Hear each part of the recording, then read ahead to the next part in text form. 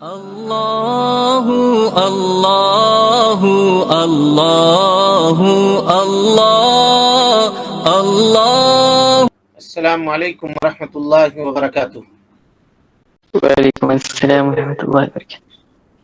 ان الحمد للہ نحمده ونستعینه ونستغفره ونعوذ باللہ من شرور انفسنا ومن سیئات اعمالنا، من يهده الله فلا مضل له ومن يضلل فلا هادي له، واشهد ان لا اله الا الله وحده لا شريك له، واشهد ان محمدا عبده ورسوله، اما بعد فان خير الحديث كتاب الله، وخير الهدي هدي محمد صلى الله عليه وسلم، وشر الأمور محدثاتها، وكل محدثة بدعة، وكل بدعة ضلالة، وكل ضلالة في النار۔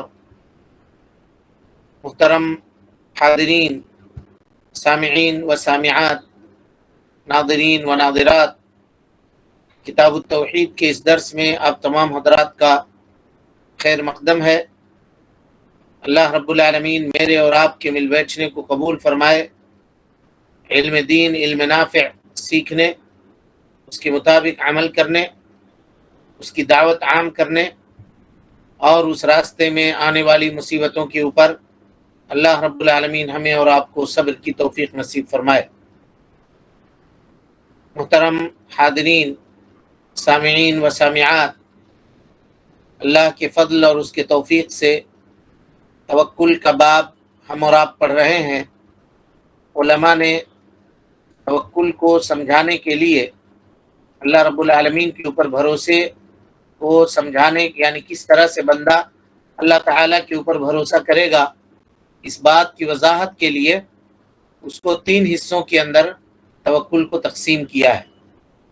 اس میں سے پہلا حصہ ہم لوگ پڑھ چکے تھے، دوسرا حصہ بھی پڑھ چکے تھے، لیکن پھر سے ایک مرتبہ دوسرے حصے کی وضاحت آپ کے سامنے کر دیتے ہیں تاکہ بات ذہن میں تازہ ہو جائے اور گفتگو ہم لوگ آگے بڑھا سکیں۔ دوسری قسم یہ ہے کہ آدمی کسی غیر کے اوپر اپنی روزی روٹی کے تعلق سے، دنیاوی معاملات کے تعلق سے دلی اعتماد کسی کے اوپر کرے، قلبی طور پر بھروسہ رکھے۔ مثال کے طور پہ وہ غیر اللہ کے اوپر اس طرح سے بھروسہ رکھ رہا ہے جس طرح سے اللہ رب العالمین کے اوپر بھروسہ رکھنا چاہیے، اور وہ غیر اللہ کیا ہے؟ وہ غیر اللہ سبب ہے، مثال کے طور پر جس کے اوپر وہ دلی طور پر اعتماد اور بھروسہ کر رہا ہے، سبب کے اوپر، سبب سمجھ کر کے، اس کو مسبب نہیں سمجھ رہا ہے، یعنی یہ نہیں سمجھ رہا ہے کہ یہی سبب نفع دینے والا ہے، نقصان دینے والا ہے، نہیں، بلکہ وہ یہ سمجھ رہا ہے کہ یہ سبب ہے، لیکن اس کا دل اس سبب سے لگا ہوا ہے پورے طور پر، تو یہ شرک اصغر ہے۔ یعنی انسان اپنے نوکری کے اوپر بھروسہ کرے، اپنی روزی کے حصول کے لیے، مال کے حصول کے لیے، دنیا میں روزی پانے کے لیے وہ اپنے نوکری کے اوپر یا اپنے مالک کے اوپر، جو دنیا کے اندر اس کا مالک ہے، وہ اس طرح سے بھروسہ کر رہا ہے کہ گویا وہی دراصل روزی دینے کا سبب ہے، اور سبب سمجھ کر کے اس پہ بھروسہ کر رہا ہے، تو یہ شرک اصغر ہے۔ لیکن اگر یہ سمجھے کہ روزی کا دینے والا یہی ہے تو پھر وہ شرک اکبر ہو جائے گا۔ اس فرق کو سمجھنے کی کوشش کیجئے۔ سبب اختیار کرنا یہ توکل ہے، لیکن سبب کے اوپر قلبی لگاؤ اور دلی بھروسہ سبب کے اوپر کرنا یہ شرک اصغر ہے۔ لیکن اگر سبب کے اوپر انسان بھروسہ اس حیثیت سے کر رہا ہے کہ وہ یہ سمجھ رہا ہے کہ سبب ہی نفع دینے والا ہے، سبب ہی نقصان پہنچانے والا ہے، سبب ہی خیر کا دینے والا ہے، شر کو دور کرنے والا وہی ہے، تو یہ پھر شرک اکبر ہو جائے گا، یہ پھر شرک اکبر ہو جائے گا جو انسان کو دائرہ اسلام سے خارج کر دے گا۔ اس فرق کو سمجھنے کی ضرورت ہے۔ اب اس کے بعد آئیے، یعنی قلبی اعتماد غیر اللہ کے اوپر جو قلبی اعتماد کیا جاتا ہے، اس کی دو شکلیں ہوتی ہیں۔ غیر اللہ کے اوپر اعتماد کرنا اس حیثیت سے کہ یہی نفع اور نقصان کا مالک ہے، شر کو دور کرنے والا، خیر کو لانے والا ہے، تو یہ شرک اکبر ہے۔ اور اگر غیر اللہ کے اوپر اعتماد انسان کر رہا ہے اس حیثیت سے کہ یہ سبب ہے، خیر اور شر کا لانے والا اللہ ہے لیکن یہ سبب ہے، یہ سوچ کر کے وہ غیر اللہ کے اوپر بھروسہ کر رہا ہے اور قلبی طور پر سبب کے اوپر اعتماد کر رہا ہے، تو یہ شرک اصغر ہے، یہ شرک اصغر ہے۔ یہ وضاحت میرے خیال سے آپ کو سمجھ میں آ گئی ہوگی۔ اب اس کے بعد آئیے توکل کے تیسری قسم کو سمجھنے کی کوشش کرتے ہیں۔ توکل کی تیسری قسم علماء کہتے ہیں کہ مخلوق کے اوپر اعتماد کرنا، بھروسہ کرنا۔ کون سا مخلوق؟ جو حی ہو یعنی زندہ ہو، قادر ہو، اس کام کے کرنے کے اوپر قادر ہو جس کے اوپر آپ بھروسہ کر رہے ہیں، اور اس حیثیت سے بھروسہ کر رہے ہیں کہ وہ سبب ہے، تو یہ جائز ہے۔ غور کیجئے گا، کہا مخلوق کے اوپر اعتماد کرنا وہ زندہ ہو، اس سے مردے نکل گئے، جتنے بھی مردے ہیں وہ نکل گئے۔ قادر ہو، اس سے وہ آدمی جو اس کے اوپر قادر نہیں ہے وہ نکل گیا۔ اسی طریقے سے فیما یقدر علیہ، ہر وہ کام جس کے اوپر انسان عام طور پہ کر سکتا ہے، اس سے وہ چیز نکل گیا جس کے کرنے کیا وہ قادر نہیں ہے۔ مثال کے طور پہ شفا دینا، علاج کرنے پر قادر ہے لیکن شفا دینے کے اوپر وہ قادر نہیں ہے۔ آپ بھروسہ رکھ رہے ہیں کسی انسان کے اوپر اس حیثیت سے کہ یہ میرا علاج کر دے گا، یہ میرا علاج کر دے گا، یہ بھروسہ رکھ رہے ہیں، لیکن شفا دینے والا یا شفا نہ دینے والا یہ کون ہے؟ بولیے جی۔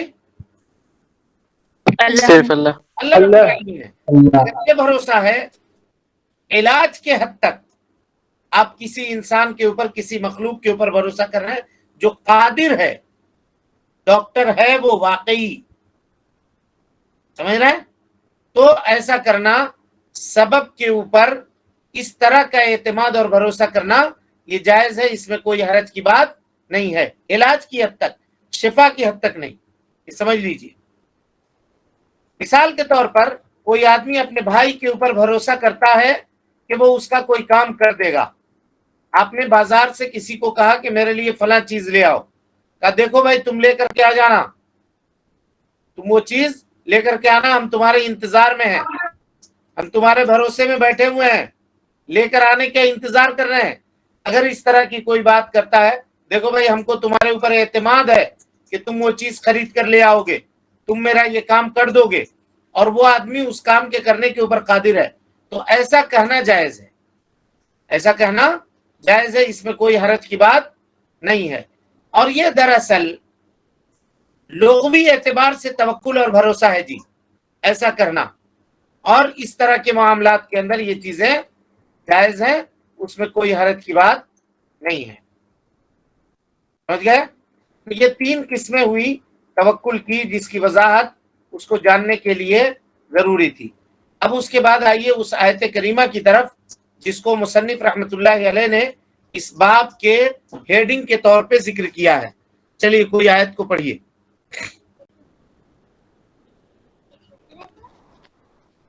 الحمد للہ والصلاة والسلام علی من لا نبی بعد، اما بعد فاعوذ باللہ من الشیطان الرجیم، بسم اللہ الرحمن الرحیم۔ اللہ ذو الجلال کا فرمان ہے وَعَلَى اللَّهِ فَتَوَكَّلُوا إِن كُنتُم مُؤْمِنِينَ، سورہ مائدہ آیت نمبر 23۔ اگر تم صاحب ایمان ہو تو صرف اللہ ہی پر توکل کرو۔ جی اللہ اکبر، یہ کتنی عظیم آیت ہے اور دل کو کس طرح سے جھنجھوڑنے والی ہے، آپ غور کیجئے۔ وَعَلَى اللَّهِ فَتَوَكَّلُوا، اللہ رب العالمین نے یہ نہیں کہا توکلوا علی اللہ، اللہ کے اوپر بھروسہ کرو، اس کا بھی یہی معنی ہے، لیکن کہا وَعَلَى اللَّهِ فَتَوَكَّلُوا، یہ سیم وہی چیز ہے جی، جیسے ایاک نعبد، کہ کیا ترجمہ کرتے ہیں؟ ہم تیری ہی عبادت کرتے ہیں۔ یہ تیری ہی عبادت کا معنی کیسے پیدا ہوا کہ جار مجرور کو کیا کیا؟ عامل کو مقدم کیا، ویسے ہی یہاں پہ جار مجرور کو مقدم کیا، وَعَلَى اللَّهِ، اور تم صرف اور صرف اسی کے اوپر بھروسہ کرو اسی کے اوپر توکل کرو۔ تو معمول کو مقدم کرنا، جار اور مجرور کو مقدم کر دینا، یہ حصر کا فائدہ دیتا ہے، یعنی توکل جب بھی کیا جائے گا تو اللہ رب العالمین کے اوپر کیا جائے گا۔ تم سب مل کر کے رب العالمین کے اوپر اپنے دلوں کو بھروسہ کے لیے تیار کر دو، ان کنتم مومنین، اگر تم مومن ہو، یعنی ان کنتم صادقین فی ایمانکم، اگر تم اپنے ایمان میں سچے ہو تو تم صرف اور صرف اللہ رب العالمین کے اوپر بھروسہ کرو۔ اور توکل دل کے ذریعے سے غیر اللہ کے اوپر کرنا، یعنی غیر اللہ کے اوپر دلی توکل کرنا، بھروسہ رکھنا، یہ آدمی کے ایمان کو پورے طور پہ ختم کر دیتا ہے اور کبھی اس کے ایمان کے اندر نقصان پہنچاتا ہے۔ یہ دونوں باتیں اس آیت کے اندر داخل ہیں۔ کیسے داخل ہیں دیکھیے، اللہ تعالیٰ فرماتا ہے وَعَلَى اللَّهِ فَتَوَكَّلُوا إِن كُنتُم مُؤْمِنِينَ۔ اب اگر کوئی انسان غیر اللہ کے اوپر بھروسہ کرتا ہے، یہ اعتقاد رکھتے ہوئے کہ غیر اللہ یہ نفع دینے کے اوپر قادر ہے، نقصان کو دور کرنے کے اوپر قادر ہے، تو اس کا ایمان مکمل طور پہ ختم ہو جاتا ہے۔ کیوں ختم ہو جاتا ہے؟ کیونکہ اللہ رب العالمین نے آیت کریمہ میں ایماندار ہونے کے لیے یہ شرط لگائی ہے کہ توکل صرف اللہ رب العالمین کے اوپر کرنا پڑے گا، تب آدمی ایماندار ہوگا۔ سمجھ گئے؟ اور اگر کوئی آدمی غیر اللہ کے اوپر توکل اور بھروسہ کر رہا ہے اور اپنے دل کو غیر اللہ کے اوپر لگا رہا ہے اس حیثیت سے کہ یہ سبب ہے، مسبب نہیں ہے، سبب ہے، اس حیثیت سے اگر لگا رہا ہے، مسبب نہیں ہے، سبب ہونے کی حیثیت سے لگا رہا ہے، تو یہ شرک اصغر ہے جو انسان کے ایمان کے اندر کمی پیدا کرتا ہے۔ یہ چیز بھی اس آیت کریمہ کے اندر داخل ہے۔ اب یہاں اب شیخ الاسلام محمد بن عبد الوہاب رحمۃ اللہ علیہ کی فقاہت اور ان کے علم کی کثرت اور علم کی گہرائی کے اوپر آپ غور کیجئے۔ اس آیت سے اس باب کی ابتدا انہوں نے کی جو اس بات کے اوپر دلالت کر رہی ہے کہ توکل ایمان کے لیے شرط ہے، توکل ایمان کے صحت کے لیے شرط ہے اور ایمان کے کمال کے لیے بھی شرط ہے جی۔ اگر وہ توکل جو شرک اصغر ہے اگر وہ رکھا جائے تو اس کے ایمان میں نقص اور کمی ہے۔ جب تک وہ توکل نہ چھوڑے، ایسا توکل جو شرک اصغر کی طرف اس کو لے کر جا رہا ہے، بندہ اگر اس کو نہیں چھوڑتا ہے تو اس کا ایمان کامل نہیں ہوگا، اور وہ توکل جو شرک اکبر ہے اگر بندہ اس کو نہیں چھوڑتا ہے تب تک اس کا ایمان درست اور صحیح نہیں ہوگا۔ تو اللہ رب العالمین کے اوپر ہی بھروسہ کرنا یہ ایمان کے صحت کے لیے بھی ضروری ہے اور ایمان کے کمال کے لیے بھی ضروری ہے، ایمان کے کمال کے لیے بھی ضروری ہے۔ چلیں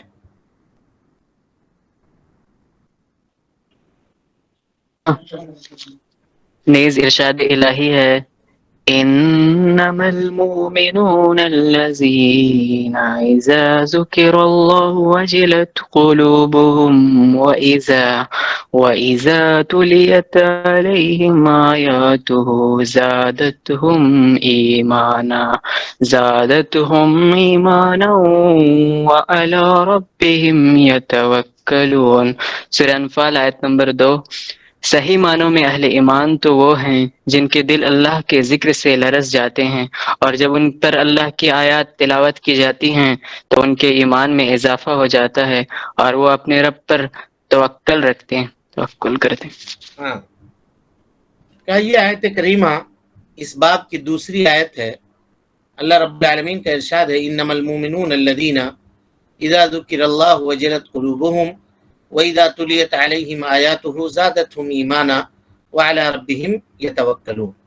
انما المؤمنون، علماء کہتے ہیں جی انما یہ ادات حصر ہے، یعنی کسی بھی چیز کو منحصر کرنے کے لیے، حصر کرنے کے لیے، یعنی در حقیقت صحیح معنوں میں وہی لوگ مومن ہیں یہ بتانے کے لیے، یعنی یہ تاکید کا معنی پیدا کرنے کے لیے آیا ہے۔ یعنی جو لوگ یہ چاہتے ہیں کہ وہ حقیقی معنی میں مومن ہوں ان کو ان صفتوں سے اپنے آپ کو متصف کرنا ہوگا۔ وہ کون سی صفت ہے دیکھیے، الذین اذا ذکر اللہ وجلت قلوبہم، یعنی جب ان کے سامنے اللہ رب العالمین کا ذکر کیا جائے تو ان کے دل لرز اٹھتے ہیں۔ وجل، وجل پڑھیں جی اس سے پہلے، کیا معنی ہے وجل کا؟ جی پورا خوف کے شدت۔ اور کیا معنی ہے وجل کا؟ دل کا لرز اٹھنا اللہ کے ڈر سے۔ جی، دل کا لرزنا، دل کا دہل جانا اللہ رب العالمین کے خوف سے، یہ وجل ہے جی۔ بات کو یاد رکھیے پرانے، اللہ آپ کو جزائے خیر دے۔ تو کہا انما المؤمنون الذین اذا ذکر اللہ وجلت قلوبہم، اس میں اللہ رب العالمین کے خوف کا تذکرہ ہے، یعنی بندہ مومن کی صفت یہ ہوتی ہے، اس کی شان یہ ہوتی ہے کہ جب اس کے سامنے اللہ رب العالمین کا ذکر کیا جاتا ہے تو اللہ کے خوف سے اس کا دل لرز جاتا ہے، ڈر جاتا ہے، چاہے وہ مومن اللہ رب العالمین کی عبادت کے اندر کیوں نہ ہو، یعنی اللہ رب العالمین کی نیکی کا کام کرنے والا کیوں نہ ہو، یا وہ گناہ کا کام کرنے والا کیوں نہ ہو، دونوں معاملات میں، دونوں حالتوں میں اس کا معاملہ۔ کوئی آدمی یہ کہے گا کہ ہم تو دن بھر اللہ تعالیٰ کی نیکی کر رہے ہیں، ہم کہے کو ڈریں گے اللہ رب العالمین سے؟ جو گناہ کر رہا ہے وہ ڈرے، ہم کو ڈرنے کی کیا ضرورت ہے؟ اب پولیس سے یہ معاملہ ہو سکتا ہے آپ کا کہ ہم پولیس کا سامنا کرنے سے کیوں ڈریں گے، ہم تو کوئی گناہ نہیں کیا ہے، لیکن اس کے اوپر اللہ کو قیاس کر سکتے ہیں جی؟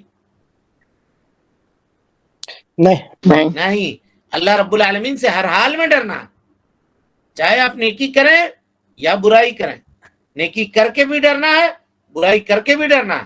اسی کو اللہ رب العالمین نے آیت کریمہ میں بیان کیا، وَالَّذِينَ يُؤْتُونَ مَا آتَوا وَقُلُوبُهُمْ وَجِلَةٌ أَنَّهُمْ إِلَىٰ رَبِّهِمْ راجعون، یہاں بھی وجل کا لفظ ہے، دیکھیے وَالَّذِينَ يُؤْتُونَ مَا آتَوا، اللہ رب العالمین کہتا ہے کہ ہم نے ان کو جو روزی دی ہے اس میں سے وہ خرچ کرتے ہیں، غریبوں کو، مسکینوں کو دیتے ہیں، باوجود اس کے ان کے دل اللہ رب العالمین سے لرز رہے ہوتے ہیں، اللہ رب العالمین سے خوف کھا رہے ہوتے ہیں۔ ام المومنین حضرت عائشہ صدیقہ رضی اللہ تعالی عنہا نے اللہ کے نبی صلی اللہ علیہ وسلم سے سوال کیا، اللہ کے نبی صلی اللہ علیہ وسلم، یہ کون لوگ ہیں، یہ گنہگار لوگ ہیں کیا جو اللہ رب العالمین سے خوف کھا رہے ہوتے ہیں، ڈر رہے ہوتے ہیں؟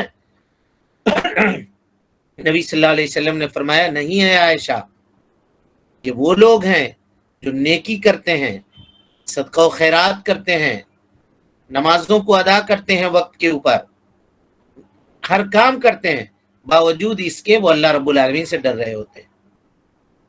یعنی کبھی بھی بندہ مومن اللہ رب العالمین کے خوف سے اس کا دل کبھی بھی خالی نہیں ہوتا ہے۔ کچھ لوگ کہیں گے کہ اب ہم اس مرحلے میں پہنچ گئے کہ اب ہم کو، جیسے صوفیہ کہتے ہیں، اب ہم کو اللہ رب العالمین سے ڈرنے کی کوئی ضرورت نہیں ہے، اب ہم یہ لالچ نہیں ہم کو ہے، ہم نہ تو کسی لالچ کے لیے عبادت کرتے ہیں، نہ ہم کسی خوف سے عبادت کرتے ہیں، ہم تو محبت میں عبادت کرتے ہیں، ہم تو اس لیے اللہ کی عبادت کرتے ہیں کہ اللہ عبادت کے لائق ہے، ہم کو خوف بھی نہیں ہے اور ہم کو جنت کی لالچ بھی نہیں ہے، ہم کو جہنم کا خوف بھی نہیں۔ ایسا عبادت نہیں ہے۔ یہ کئی مرتبہ اس کی وضاحت آپ کے سامنے ہو چکی ہے۔ تو کہا کہ چاہے بندہ نیکی کرنے والا ہو یا برائی کرنے والا ہو، اگر اللہ تعالیٰ کی آیتوں کا ذکر اس کے سامنے ہوتا ہے یا اللہ رب العالمین کا تذکرہ اس کے سامنے ہوتا ہے تو اس کا دل اللہ تعالیٰ کے خوف سے لرز جاتا ہے، اللہ تعالیٰ کے خوف سے لرز جاتا ہے۔ اور اگر بندہ اللہ رب العالمین کی اطاعت اور فرما برداری کرنے والا ہے تو اس کے اخلاص کے اندر اور اضافہ ہو جاتا ہے، اطاعت و فرما برداری کے اوپر اس کا دل مطمئن ہو جاتا ہے اللہ رب العالمین کے خوف کی وجہ سے۔ اور اگر وہ معصیت یا گناہ کرنے والا بندہ ہے تو اللہ رب العالمین کے خوف سے وہ معصیت اور گناہ کو ترک کر دیتا ہے۔ یہ اللہ رب العالمین کی تعظیم ہے جو اللہ تعالیٰ ایک بندے مومن کے دل کے اندر پیدا کرتا ہے جی۔ یہ پہلی صفت ہوئی کہ جب اللہ کا ذکر ہوتا ہے تو ان کے دل لرز اٹھتے ہیں، تڑپ اٹھتے ہیں، ان کے دل دہل جاتے ہیں۔ ترجمہ کیجئے۔ دوسری صفت دیکھیے، وَإِذَا تُلِيَتْ عَلَيْهِمْ آيَاتُهُ زَادَتْهُمْ ایمانا، اور یہ دلیل ہے ان کے سچے ایماندار ہونے کی کہ جب بھی وہ قرآن مجید کی تلاوت کرتے ہیں خود سے یا قرآن مجید کی تلاوت کو سنتے ہیں ان کے ایمان کے اندر اضافہ ہو جاتا ہے۔ یہ آیت کریمہ اس بات کے اوپر دلالت کرنے والی ہے کہ بندہ مومن کے ایمان میں زیادتی ہوتی ہے، اور جس چیز کے اندر زیادتی ہوتی ہے اس چیز کے اندر کمی بھی ہو سکتی ہے کہ نہیں جی؟ جی اور یہی اہل سنت والجماعت کی دلیل ہے، دلیلوں میں سے یہ ایک دلیل ہے کہ ایمان ان الایمان یزید و ینقص، ایمان کے اندر کمی بھی ہوتی ہے اور ایمان کے اندر زیادتی بھی ہوتی ہے۔ کوئی ایمان کی تعریف کیجئے تو، ایمان کی اصطلاحی تعریف کیجئے۔ ایسا یقین جس میں شک کی ذرہ برابر گنجائش نہ ہو۔ یہ اعتقاد کی تعریف ہوئی۔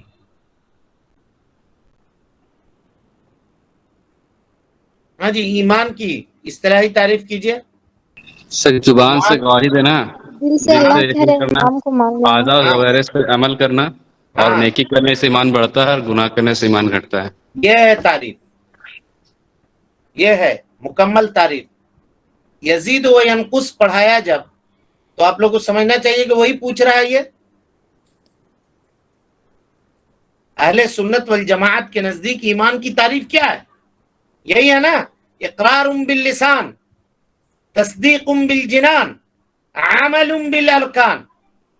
زبان سے اقرار کرنا، اقرار باللسان، لسان مانے زبان، ابھی بتا دے رہے ہیں پھر بھولیے گا نہیں، زبان سے اقرار کرنا، تصدیق بالجنان، دل سے تصدیق کرنا، عمل بالارکان، اعضاء اور جوارح سے عمل کرنا،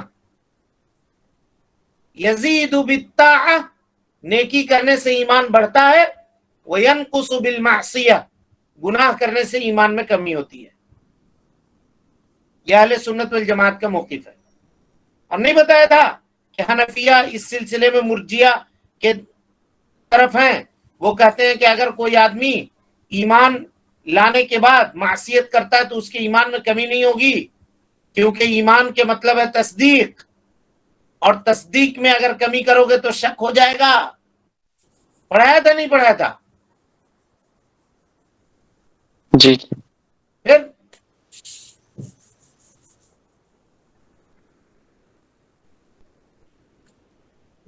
ایسے کرنے سے کیسے ہوگا بھائی؟ کم سے کم یہ سب موٹی موٹی چیزیں تو یاد رکھیے، اگر اتنی تفصیل نہیں یاد رکھتے ہیں تو۔ اقرار باللسان، تصدیق بالجنان، عمل بالارکان، یزید بالطاعہ وینقص بالمعصیہ۔ اتنا یاد رکھیے، دل سے اقرار کرنا، زبان سے گواہی دینا، اور دل سے تصدیق کرنا، زبان سے اس کی گواہی دینا، ہاتھ اور پیر سے عمل کرنا، نیکی کرنے سے ایمان بڑھے گا، گناہ کرنے سے ایمان گھٹے گا۔ تو اہل سنت والجماعت کے نزدیک ایمان کی یہی تعریف ہے، اور اس کی دلیل میں یہ قرآن مجید کی آیت پیش کرتے ہیں حنفیہ اور مرجیہ کے رد میں۔ حنفیہ اور مرجیہ سب پڑھایا تھا، پتہ نہیں اب یاد ہے نہیں ہے آپ لوگوں کو۔ یہ نہیں کہا تھا کہ مرجیہ یہ کہتے ہیں کہ اگر کوئی آدمی ایمان ایک مرتبہ لے آیا، اب اس کے بعد چوری کرے، شراب پیے، غلط کام کرے، تب بھی وہ مومن رہے گا، ایک دم ابو بکر و عمر کی طرح مسلمان رہے گا۔ اور اس کے مقابلے میں دوسرا فرقہ پیدا ہوا خوارج کا، اس نے یہ کہا کہ اگر ایمان لے آئے ہیں اور اس کے بعد ایک کبیرہ گناہ کریں گے تو دائمی جہنمی ہو جائیں گے۔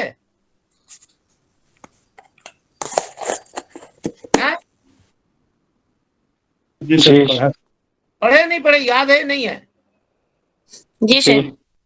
پھر تیسرا فرقہ پیدا ہوا معتزلہ کا۔ معتزلہ کیا کہتا ہے ایمان میں؟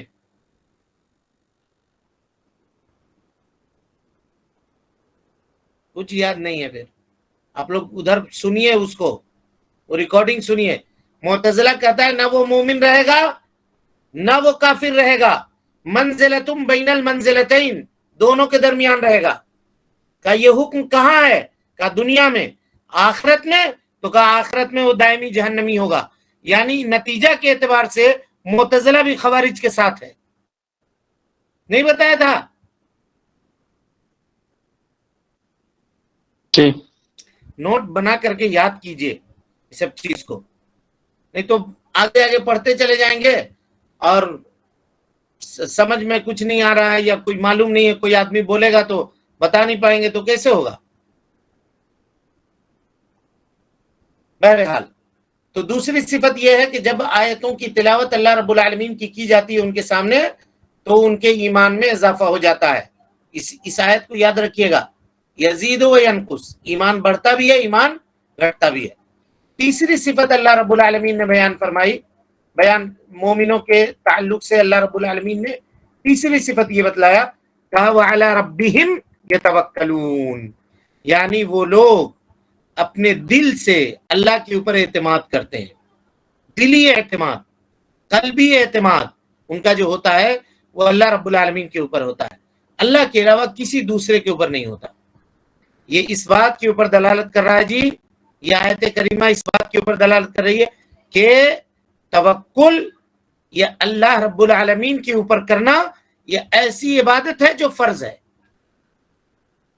اور دین کے فرض کردہ چیزوں میں سے ایک واجب کام ہے، اور دین کے اصول میں سے اور دین کے بنیاد میں سے ایک بنیاد ہے کہ ایک بندہ مومن اللہ رب العالمین کے اوپر توکل کرے، اور اگر اللہ کے اوپر بھروسہ نہیں ہے تو پھر اس کے دین میں کچھ بھی بچتا نہیں ہے، دین میں کچھ بھی بچتا نہیں ہے۔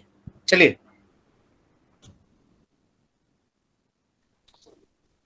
ایک اور جگہ اللہ رب العزت فرمایا یا ایہا النبی حرض المؤمنین یا ایہا النبی حسبک اللہ ومن اتبعک من المؤمنین، سورہ انفال آیت نمبر 64۔ اے نبی صلی اللہ علیہ وسلم، آپ صلی اللہ علیہ وسلم اور آپ صلی اللہ علیہ وسلم کے پیروکار اہل ایمان کو بس اللہ کافی ہے۔ اللہ رب العالمین کا قول یا ایہا النبی حسبک اللہ ومن اتبعک من المؤمنین، اے اللہ کے نبی صلی اللہ علیہ وسلم آپ کے لیے اور اہل ایمان کے لیے اللہ رب العالمین کافی ہے، سورہ انفال کی آیت نمبر 63 ہے۔ یہ آیت اللہ کے نبی صلی اللہ علیہ وسلم کو خطاب کرتے ہوئے نازل ہوئی، نبی صلی اللہ علیہ وسلم کو خطاب کیا اللہ رب العالمین نے کہ اے محمد صلی اللہ علیہ وسلم حسبک اللہ، اللہ رب العالمین آپ کے لیے کافی ہے، اور جس کے لیے اللہ رب العالمین کافی ہے اس کا معاملہ کیا ہوگا کہ اگر پورے کے پورے مخلوق مل کر کے اکٹھا ہو جائیں اور اس کو نفع پہنچانا چاہے تو نہیں پہنچا سکتے، نقصان پہنچانا چاہے تو نہیں پہنچا سکتے، سوائے اتنا جتنا اللہ نے اس کی تقدیر میں لکھ دیا ہے۔ یعنی اللہ رب العالمین اللہ کے نبی جناب محمد رسول اللہ صلی اللہ علیہ وسلم کے لیے اور مومنوں کے لیے کافی ہے، مومنوں کے لیے کافی ہے۔ اللہ رب العالمین کا یہ قول وَمَنِ اتَّبَعَكَ مِنَ الْمُؤْمِنِينَ، اس میں علماء کے دو اقوال ہیں جی، علماء کے دو اقوال ہیں، یعنی دو میتھڈ ہیں اس کو سمجھنے کے، یہ ذرا تفصیل طلب ہے، انشاءاللہ العزیز کل کے درس میں اس کی وضاحت ہم آپ کے سامنے کریں گے۔ اللہ رب العالمین سے دعا ہے کہ اللہ تعالی ہمیں اور آپ کو حسن عمل کی توفیق دے، رب العالمین ہم سب کی اصلاح فرمائے، نیکیوں کو قبول کرے، سیئات سے درگزر فرمائے، جب تک زندہ رکھے دین اسلام پہ زندہ رکھے، اور جب اٹھائے ایمان پہ اٹھائے، آمین۔ وآخر دعوانا ان الحمدللہ رب العالمین۔ کوئی سوال ہے کسی کے پاس؟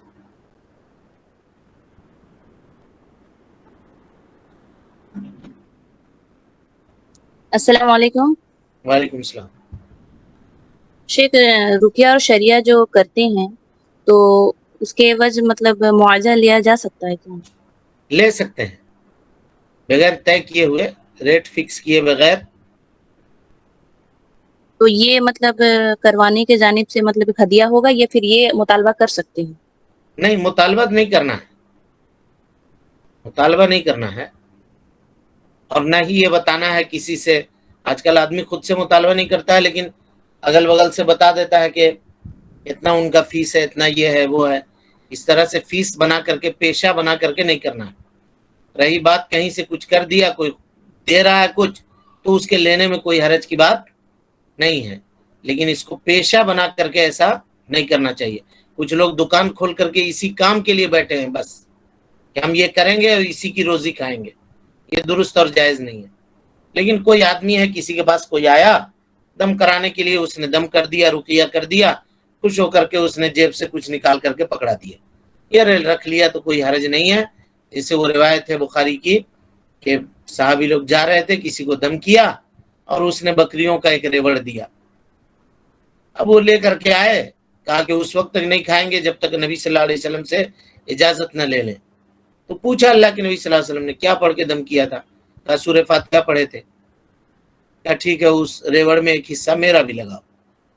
تو لے سکتے ہیں اگر وہ اپنی خوشی سے دے رہا ہے، لیکن آج کل ہوتا یہ ہے کہ لینے کے آڑ میں جائز ہے، اس کے آڑ میں لوگ فکس کرتے ہیں 500 چاہیے ہم کو 1000 چاہیے، 20,000 50,000 لاکھ روپے کا راقی آج کل مارکیٹ میں موجود ہے۔ آنے جانے کا فلائٹ کا کرایہ دیجئے اور 1 لاکھ روپیہ دیجئے، علاج کر کے ہم چلے جائیں گے، یہ ناجائز ہے، یہ تو درست۔ ایسے بھی کہتے ہیں کہ جیسے عوض لینے کی وجہ سے مطلب اس کے تاثیر مطلب کم ہو جاتی ہے، اس کے رقیہ شریعہ میں، یہ کوئی حقیقت ہے اس میں؟ اب یہ سب تو بہانہ ہے، عوض لینے کی وجہ سے تاثیر کا کو کم ہو جائے گی۔ تو شیخ قرآن کی سورہ توبہ کی آیت ہے، سورہ مطلب آیت نمبر 9 یا 8 میں سے کچھ ہے، انہوں نے اللہ کی آیتوں کو بہت کم قیمت میں بیچ دیا، اس کی کیا یہ تفسیر بیچنا ہوگی؟ نہیں ہوا نا، یہ بیچنا نہیں ہوا۔ یہ آیت یہود کے بارے میں نازل ہوئی ہے، یہ آیت یہود کے بارے میں نازل ہوئی ہے کہ وہ آیتوں کا الٹا سیدھا ترجمہ کر کے لوگوں کے سامنے پہنچاتے تھے۔ یہ مطلب ہوا سود حرام ہے، مولوی صاحب کے پاس لے کر کے گیا، ایک اٹیچی پیسہ کھول کر کے سامنے رکھ دیا، مولوی صاحب دیکھیے کیا کہتے ہیں آپ۔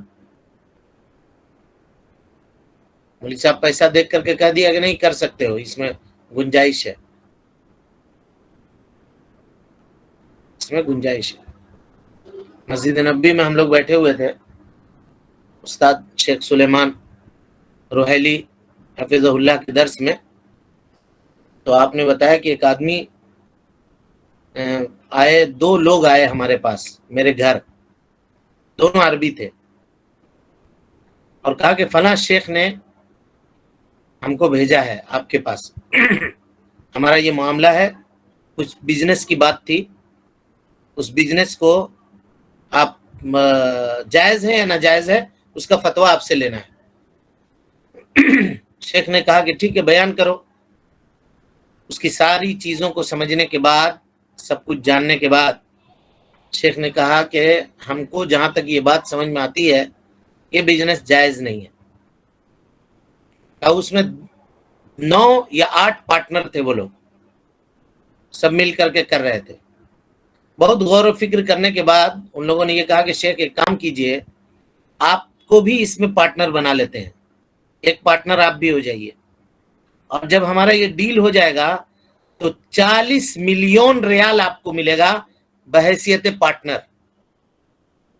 کتنا بڑا ڈیل ہوگا آپ سمجھ لیجئے، یعنی 10 پارٹنر ہے، 10واں پارٹنر کو 40 ملین ریال، 40 ملین ریال ملے گا، سوچیے آپ کتنا بڑا رقم تھا۔ اس کے بعد پوچھا اب بولیے شیخ کیا کہتے ہیں آپ؟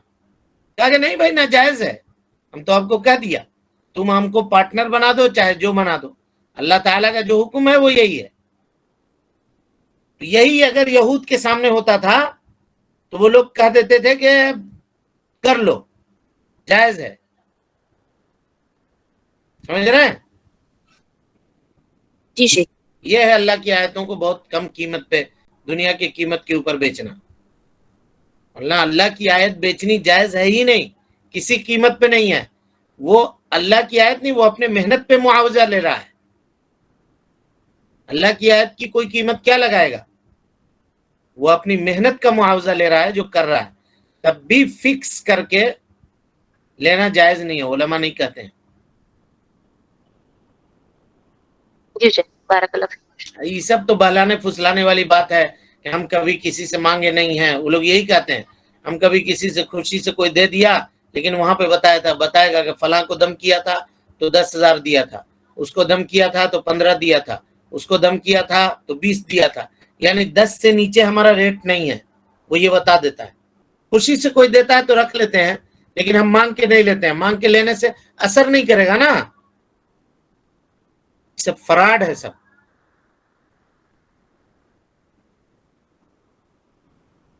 اور کوئی سوال ہے کسی کے پاس؟